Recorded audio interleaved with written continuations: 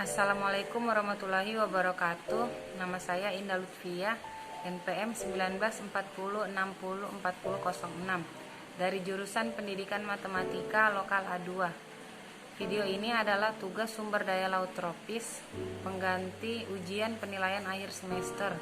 Di sini saya akan menjelaskan tentang estuaria.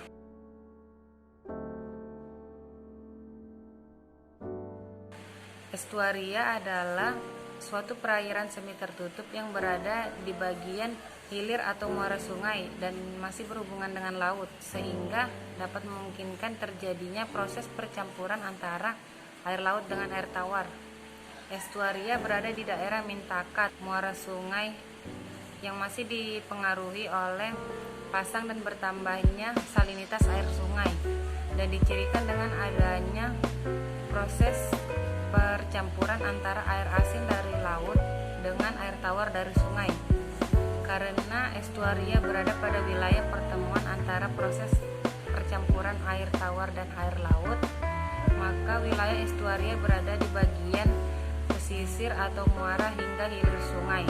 Wilayah estuaria di daerah pesisir, walaupun ada juga wilayah-wilayah lainnya seperti litoral atau sublitoral, ada juga padang lamun, rumput laut, atau terumbu karang. Hal ini semua merupakan potensi yang ada pada sumber daya laut tropis, sebagaimana kita dapat memanfaatkan baik kesejahteraan masyarakat maupun pendapatan negara, dan juga bisa dimanfaatkan oleh anak cucu kita jika pengelolaannya secara berkelanjutan.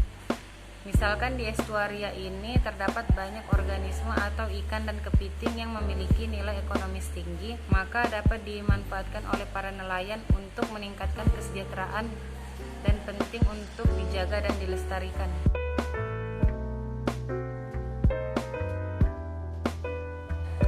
Selanjutnya adalah dinamika perubahan estuaria yang dipengaruhi oleh berbagai macam. Yang pertama, pasoran air tawar.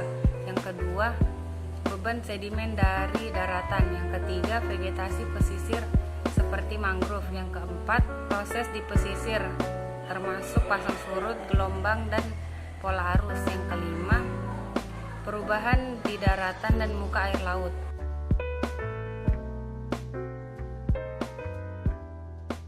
Selanjutnya, fungsi ekologis estuaria.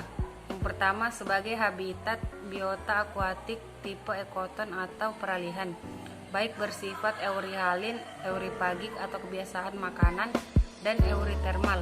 Yang kedua, kebiasaan makanan atau euripagik, stenopagik, dan monopagik.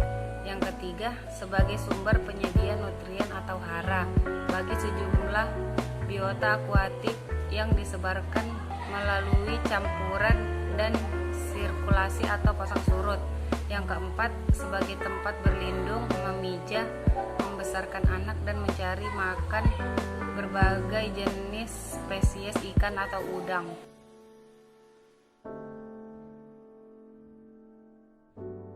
Lalu manfaat estuaria. Yang pertama, sebagai tempat permukiman. Yang kedua, sebagai tempat penangkapan dan budidaya ikan. Yang ketiga, sebagai jalur transportasi. Yang keempat, sebagai kawasan pelabuhan dan industri. Kemudian, rusaknya ekosistem estuaria dipengaruhi oleh hal berikut. Yang pertama, pencemaran sampah di estuaria dan pantai. Yang kedua, pencemaran limbah industri. Yang ketiga, reklamasi. Dan yang keempat, erosi.